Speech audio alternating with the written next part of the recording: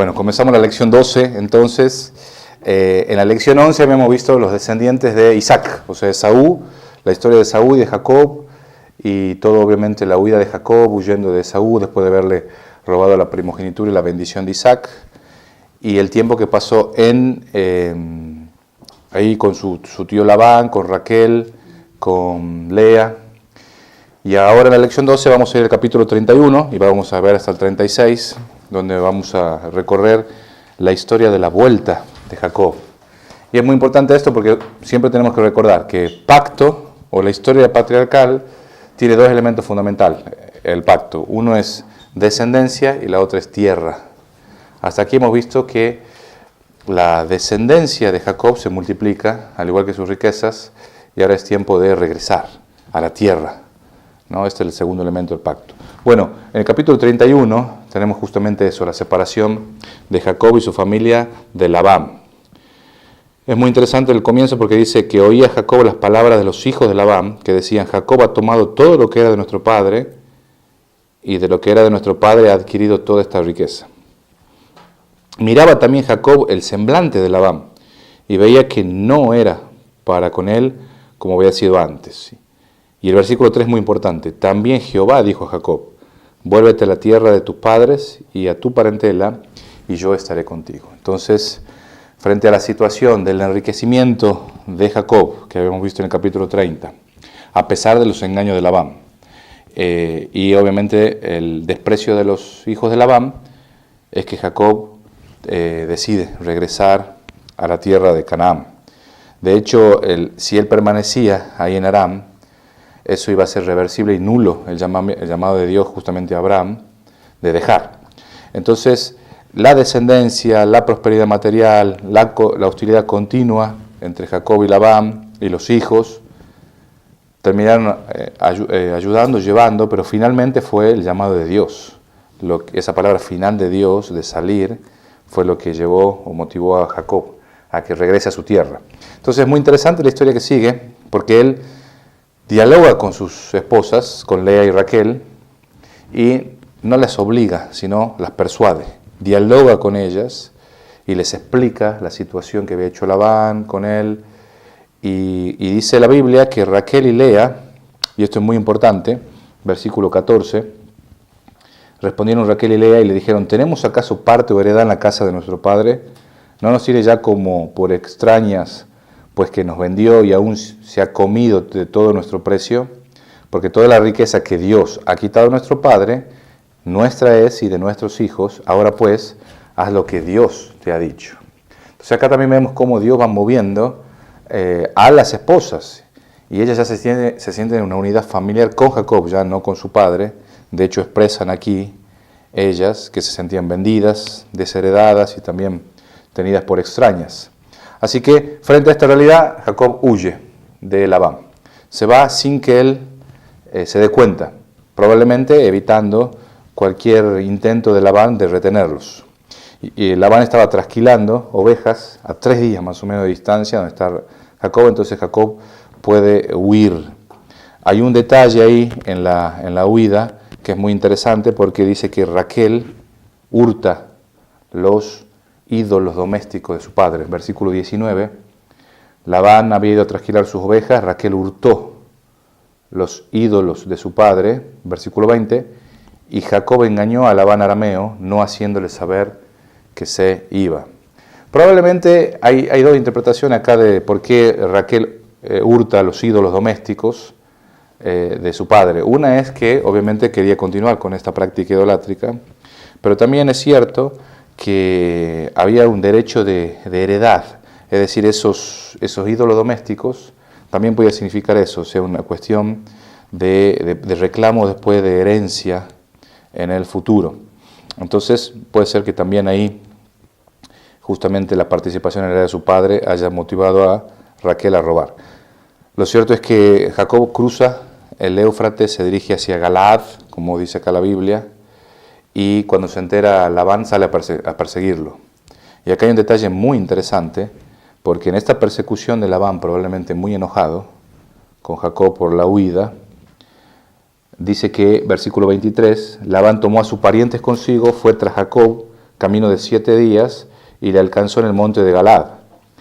Y dice el versículo 24 que vino Dios a Labán arameo en sueños aquella noche y le dijo, guárdate que no hables a Jacob descomedidamente. Entonces ahí ya vemos la protección también de Dios diciendo, cuidado con lo que le vas a decir a Jacob. Bueno, cuando llega a donde estaban, Labán le reprocha justamente el haber huido, el no haberse despedido, también lo acusa de hurtar los ídolos suyos, y Jacob le da permiso, ¿no?, para buscarlo, inclusive diciendo que muera la persona que tiene estos ídolos, sin saber que Raquel era la persona que los tenía. Hay una historia muy simpática ahí en realidad, porque a través de un engaño, Raquel le esconde a los ídolos esto en su camello y no permite que su padre los descubra. Entonces, es importante entender la charla, porque Labán lo que está explicándole aquí en versículo 26 al 42, que ustedes lo van a ver, es que en el sistema patriarcal, todo lo de Jacob, o sea, sus esposas, sus hijos, sus bienes, le pertenecen a Labán. Y lo que él está haciendo aquí, a proponerle un pacto a Jacob en este diálogo que tiene, es justamente renunciar a todo ello, para hacer un pacto de reconciliación y de compromisos mutuos a Jacob.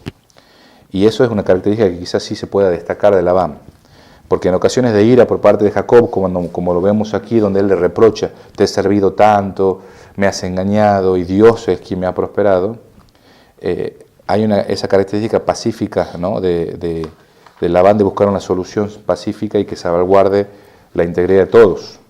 Labán pide hacer un pacto de no agresión. Entonces, a través de un símbolo visible, que es un montículo de piedras, un majano, se comprometen a no agredirse o no superar esa línea para agredir al otro.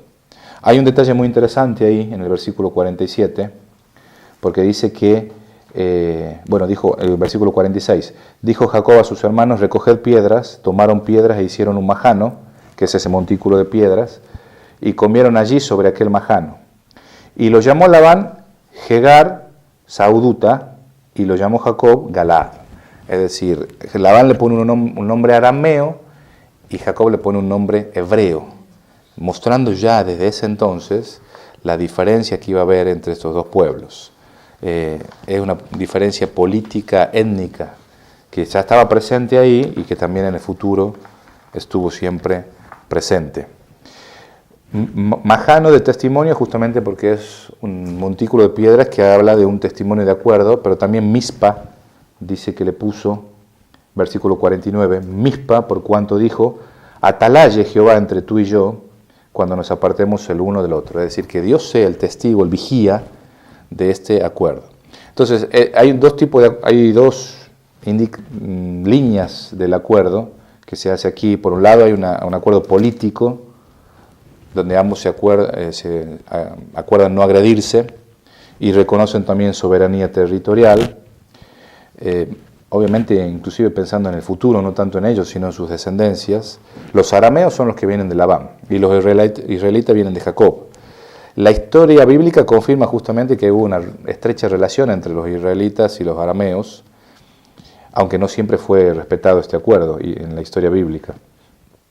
Y la segunda línea es justamente un acuerdo familiar, donde Labán no compromete a Jacob a que él no maltrate a las hijas de él, que no se case con otras mujeres también, y entonces reconoce la identidad familiar de Jacob y que sus hijas ya van a estar sin la protección de él. Entonces reconoce ya el liderazgo de Jacob sobre sus hijas. Después de esto dice que comieron, durmieron y se levantó Labán, besó a sus hijos y sus nietos y regresó a su casa, dice el último versículo. Entonces ya cerrada ese tema de Jacob con Labán, con su suegro, ahora vuelve a Canaán, pero hay en ese regreso una decisión muy importante que tiene que hacer, que es encontrarse o enfrentarse más bien a su pasado. Tiene que encontrarse con su hermano Esaú, el cual había prometido asesinar a Jacob. Así que esto es lo que vamos a ver en el capítulo 32. Bueno, en el capítulo 32 tenemos justamente el encuentro con Esaú de Jacob. Y lo que estamos viendo es, en primer lugar, que capítulo 32, versículo 1, Jacob siguió su camino y le salieron al encuentro ángeles de Dios. Hay una preparación espiritual aquí para este encuentro con su pasado y con Esaú. Y dijo Jacob, cuando los vio, campamento de Dios es este, y llamó el nombre de aquel lugar Mahanaim. Y entonces comienza un proceso de Jacob para encontrarse con Esaú. Envió Jacob mensajeros delante de sí Esaú su hermano a la tierra de Seir, campo de Edom.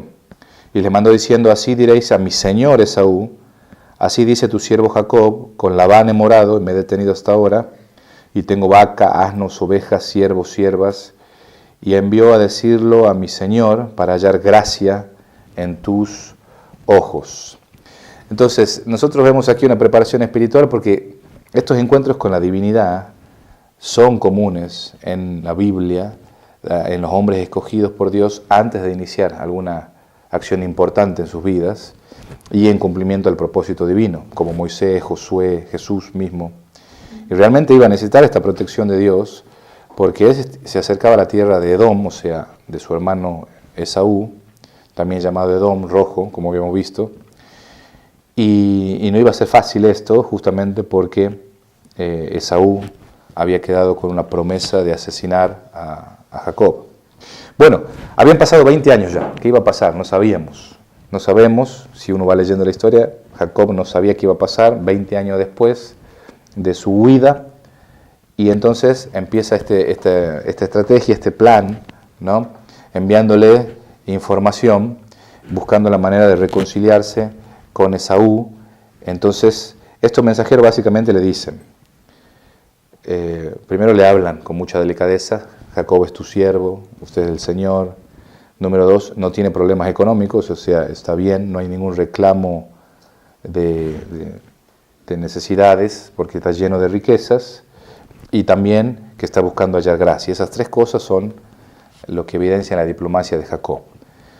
Entonces, no hay reclamo, ¿sí?, de mérito ni de deuda, pero dice la Biblia que los mensajeros volvieron a Jacob, en el versículo 6, diciendo, vinimos a tu hermano Esaú, y él también viene a recibirte, y 400 hombres con él. Entonces, aquí se pone un poco complicado, por eso dice el versículo 7 que Jacob tuvo gran temor, y se angustió, y distribuyó el pueblo que tenía consigo, y las ovejas, y la vaca, y los camellos, en 2 campamentos.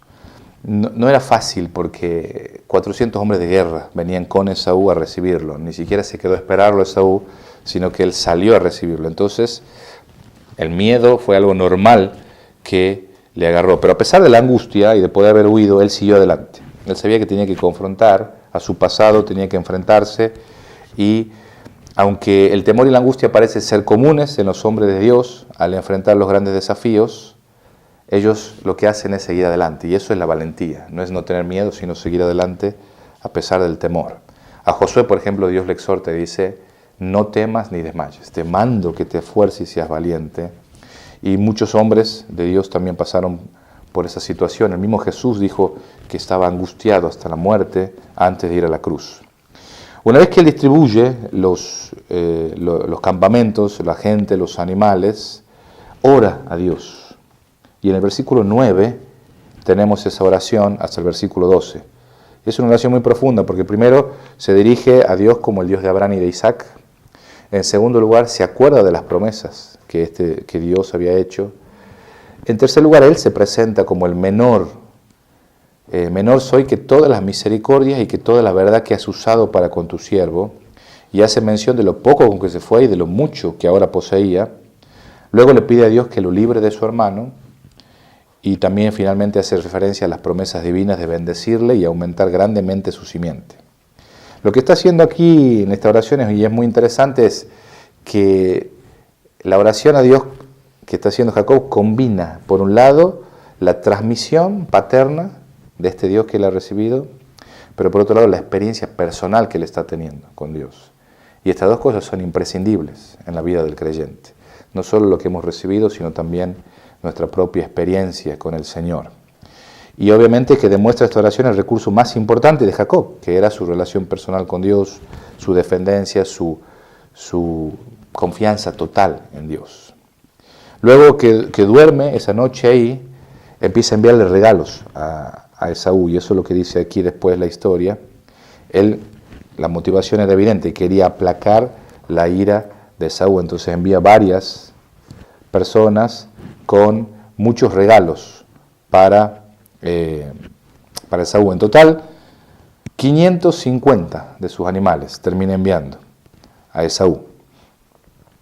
Y obviamente que uno puede interpretar esto, ¿no?, como una estrategia, que estaba dispuesto a perder riqueza material y temporal, pero a cambio de una seguridad futura, de una reconciliación con su hermano.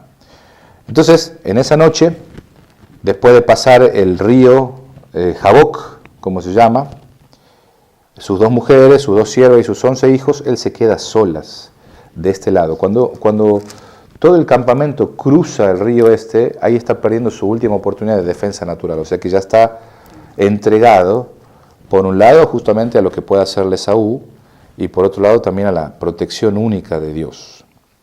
Y entonces acá hay un pasaje que es muy importante, que es cuando él lucha contra un varón, dice acá. Dice el versículo 24, así que quedó Jacob solo y luchó con él un varón hasta que rayaba el alba. Y cuando el varón vio que no podía con él, tocó en el sitio del encaje de su muslo y se descoyuntó el muslo de Jacob mientras con él luchaba. Y esto nos muestra entonces que no era un sueño, realmente estaba pasando esto y él estaba peleando con este varón durante toda la noche, lo cual muestra obviamente también la resistencia de Jacob. Versículo 26 dijo que el varón le dijo, déjame porque raya el alba. Y Jacob le respondió, no te dejaré si no me bendices. Entonces hay un reconocimiento acá de parte de Jacob de que la persona que estaba con él no era un simple hombre y por eso suplica la bendición de este hombre. En el segundo diálogo, otra vez el varón toma la iniciativa y le dice, ¿cuál es tu nombre? Y él respondió, Jacob.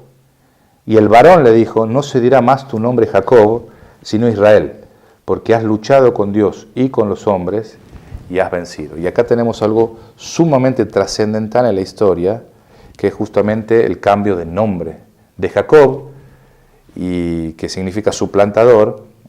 Y ustedes tienen que recordar que en la historia bíblica el nombre no es algo convencional o para diferenciar, sino que tiene que ver con la identidad de la persona, con el carácter. Y acá justamente lo que está hablando ha sido un suplantador, la personalidad de él ha sido un engañador, pero ella no iba a ser más así, sino que ahora se iba a llamar Israel, que significa el que lucha. Este cambio de nombre, hay un cambio de identidad también hay muy profunda en Jacob, viene una transformación, no se dirá más Jacob, sino Israel. No solo lo va a terminar identificando a Jacob, este nuevo nombre, sino a toda la nación escogida por Dios. Entonces la tenacidad y persistencia de Jacob en ser el instrumento humano, pese a las adversidades, le hace el acreedor de la victoria. En una conversación final con este varón, le pide a Jacob que le declare el nombre, y el varón dice, ¿por qué me preguntas por mi nombre? Y solamente lo bendice, no se revela el nombre, lo cual nos hace pensar que era Dios que estaba peleando con él, y tenemos que decir en la misma línea de pensamiento que venimos teniendo que era la segunda persona de la Trinidad, que era Jesús. Entonces termina recibiendo la bendición y termina la historia diciendo que Jacob llamó a ese lugar Peniel, justamente que significa rostro de Dios, su cara de Dios, reconociendo que él se había ahí encontrado con Dios. Entonces, vuelvo a resaltar la importancia de esta historia. No solo se produce la transformación espiritual de Jacob ahí por la gracia de Dios, sino también que la nación de Israel nace de un encuentro con Dios. Así que la identidad está ligada a este encuentro con Dios y que es consistente con el llamamiento de Abraham, con la confirmación de Isaac y ahora con la experiencia de Jacob. Entonces con este encuentro ya está preparado él, con esta transformación espiritual, para encontrarse con su hermano Esaú. Bueno, el capítulo 33 entonces ya relata el encuentro de Jacob con Esaú. Jacob está preparado para lo peor. Entonces lo que hace es dividir la familia, primero las dos siervas con sus hijos, luego Lea con sus hijos y al final Raquel con José.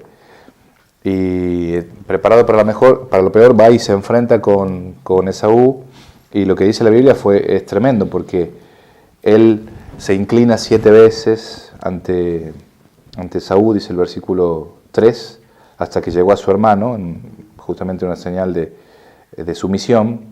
Versículo 4, pero Esaú corrió a su encuentro y le abrazó y se echó sobre su cuello y le besó y lloraron. Fue un encuentro muy emotivo, de reconciliación. Entonces es muy interesante, ¿no? Porque después de 20 años de separación hay un cambio, tanto en Jacob como en Esaú. Por un lado, Jacob ya no es el agresivo, el demandante, el ventajista, sino que demuestra humildad, respeto, reconocimiento. Y por otro lado, tampoco Esaú es el mismo. Ya el tiempo, los logros, la madurez alcanzada, quizás la influencia de Rebeca también en su vida, la emoción de ver a su hermano y principalmente la acción de Dios, terminan cambiando su odio en afecto, su deseo de venganza por el perdón. Y entonces estuvo Dios guiando todo esto, ¿sí? Y después de mucha insistencia de parte de Jacob, Esaú termina aceptando los regalos que le da Jacob. Luego de conocer a la familia de Jacob, él se plantea acompañarlos. Jacob le pide que no, que vaya adelante, que él va más lento, quizá queriendo evitar cualquier problema que pueda surgir o cualquier resentimiento que pueda surgir. Entonces, finalmente Esaú se vuelve a Seir, donde él estaba, y Jacob toma otra dirección y se fue a Sucot. Y ahí edificó, dice el versículo 17, una casa para sí, e hizo cabañas para su ganado, por tanto llamó el nombre de aquel lugar Sucot. Eso está a 8 kilómetros antes de la desembocadura del Jaboc en el Jordán, y por el relato que sigue es evidente que permaneció ya allí por lo menos 10 años, porque cuando salieron de la casa de Labán, la hija Dina es muy pequeña, y luego en el relato siguiente ya Dina es una jovencita, entonces por lo menos permaneció ahí quizá unos 10 años. Luego dice el texto que se trasladó a Siquem. Siquem también es ahí dentro ya de Canaán. Ahí tenemos el versículo 16, que tenemos ahí que volvió Esaú aquel día por su camino a Seir, Jacob fue a Sucot, y en el versículo 18, después Jacob llegó sano y salvo a la ciudad de Siquem, que está en la tierra de Canaán, cuando venía de Padar Aram, y acampó delante de la ciudad, y ahí compró él un campo.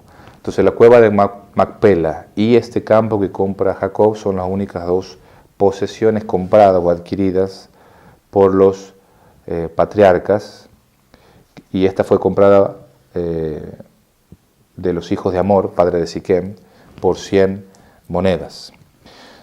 Estaba a unos 60 kilómetros más o menos Siquem al norte de Jerusalén, entre los montes Ebal y Gerizim, y esta es la zona donde Abraham llega por primera vez también. Cuando sale de Aram, es el lugar donde él llega, y ahí es donde tenemos justamente la compra de este campo.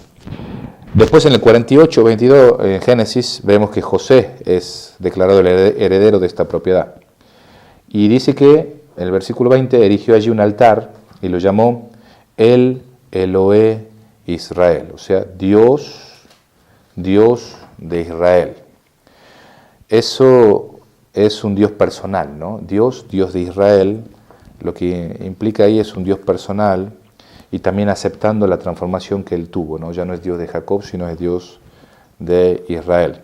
Así que llegamos ahí con la descendencia ya establecida, ya está salvo, nuevamente Jacob, que era heredero de la promesa patriarcal, residiendo en la tierra prometida y esperando el cumplimiento de las promesas de Dios. Entonces, parece que va todo bien.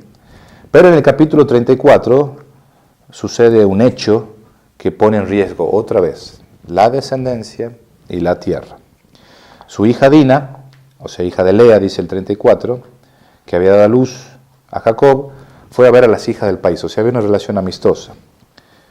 Pero la vio Siquem, dice el versículo 2, que era hijo de Hamor, Hebeo, príncipe de aquella tierra, y la tomó y se acostó con ella, o sea, la violó y la deshonró. Pero su alma se apegó a Dina, la hija de Lea, se enamoró de la joven y habló al corazón de ella. Y habló Siquem a Hamor, su padre, diciendo, tómame por mujer a esta joven. Entonces, en esta violación, este muchacho queda enamorado de Dina y entonces trata de revertir el error que ha cometido, no por un sentido de culpa moral o religiosa, sino justamente porque estaba enamorado de esta muchacha. Entonces le pide al padre que arregle justamente un matrimonio con ella. Esto obviamente lo que está proponiendo Hamor, acá el rey de Siquem, es una unión o una integración justamente étnica, política, a través de estos matrimonios mixtos, una convivencia pacífica y una transacción comercial. Eso es la propuesta que está en los versículos 9 al 12 del capítulo 34. Pero fue tal el dolor que produjo este hecho en los hijos de Jacob, que cuando se enteraron que había sido mancillada su hermana, tramaron un plan para vengarse. Entonces, a través de un engaño, convencieron a todos los habitantes de Siquem que se circunciden. Y entonces Siquem y su papá Hamor convencieron, usando su influencia, a todos justamente de hacer esto, buscando estas ventajas sociales, económicas, no por una cuestión religiosa, sino más bien por las ventajas de este tipo. Y dice que estando en el tercer día, que era el día de más dolor, dos hijos de Judá, de Israel, Simeón y Leví, fueron y mataron a todos los hombres a espada. Dice, de hecho, después que obviamente que tratan de convencerlos todo, en el versículo 25, cuando ellos sentían el mayor dolor, Simeón y Leví tomaron cada uno su espada, vinieron contra la ciudad que estaba desprevenida y mataron a todo joven. Y a Hamor también y a Siquem su hijo los mataron a filo de espada y tomaron a Dina de casa de Siquem y se fueron. Y después dice que los hijos de Jacob vinieron a los muertos, saquearon la ciudad por cuanto habían mancillado a su hermana, tomaron sus ovejas, vacas, asnos, lo que había en la ciudad del campo y todos sus bienes, llevaron cautivo a todos sus niños y mujeres y robaron todo lo que había en la casa. Esto, por supuesto, no agradó a Jacob, y dice, Jacob les dijo a Simeón y Leví, me habéis turbado con hacerme abominable a los moradores de esta tierra, el cananeo y el fereceo, y teniendo yo pocos hombres, se juntarán contra mí, me atacarán, y seré destruido yo y mi casa. Pero ellos respondieron, ¿había él de tratar a nuestra hermana como a una ramera? Y entonces acá hay dos cosas que son interesantes de destacar. Por un lado, el hecho de la redención o la venganza como una responsabilidad del pariente más cercano, que esto sí está atestiguado mucho. Ruth, por ejemplo, capítulo 4, versículo 4 está ahí de redimir, de rescatar. Pero por otro lado, ese deseo de redención también se nota la venganza, la avaricia, la codicia, el botín de guerra. Entonces, una acción que en su inicio se podía considerar como un acto de justicia, después se termina viendo en algo vandálico y vulgar robo. Y esto es algo que parece ser común a nosotros los seres humanos. ¿Cuántas veces, inclusive acá en Latinoamérica, los cambios de gobiernos, había un propósito de restaurar justicia y luego se convierte en algo violento y algo justamente de despojos de parte de los gobernantes?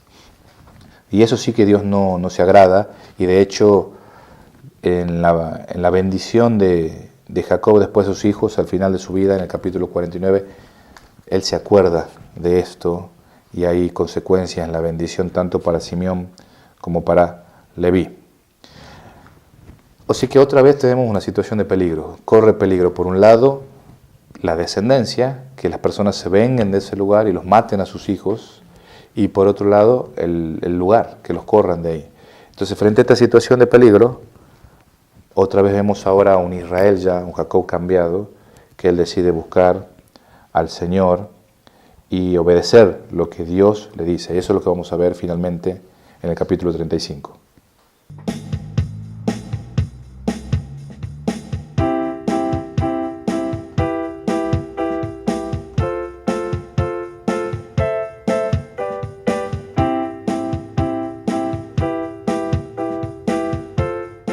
Gracias por llegar hasta el final de este video. Oro y espero que sea de utilidad para su vida.